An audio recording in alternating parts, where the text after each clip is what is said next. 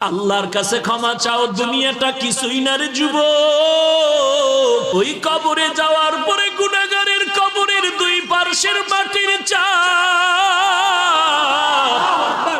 পাজরের হাড় চুরমার হয়ে যাবে। একটা নয়, দুটো নয়, 70 থেকে 99টা সাপের কামড়। কবরের ভিতরে জাহান্নামের আগুন।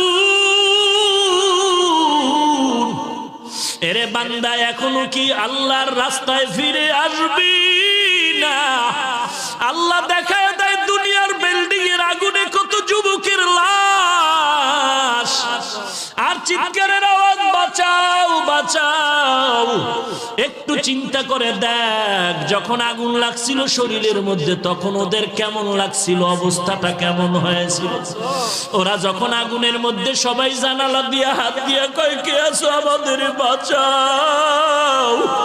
আমাদের ডানে আগুন, বামে আগুন, চতুর্দিকে আগুন। এই দুনিয়ার আগুন থেকে হাজার হাজার হাজার তাপের মাত্রার আগুন হবে জাহান্নামের আগুন। এরে যুবক, পায়ে হাত রেখে বলি, পাও দুইটা আগাইয়া দাও। আমি তোর পায়ে ধরে বলি, আর গুনাহ করিস না রে যুবক, আর গুনার পথে যাইও না। নামাজ পড়ো, পর্দা করো, মা বাবার খেদমত করো, আল্লাহ ওয়ালাদের দোয়া নিয়ে চলো। আল্লাহর কাছে ক্ষমা চাও, দুনিয়াটা কিছুই না রে যুবক।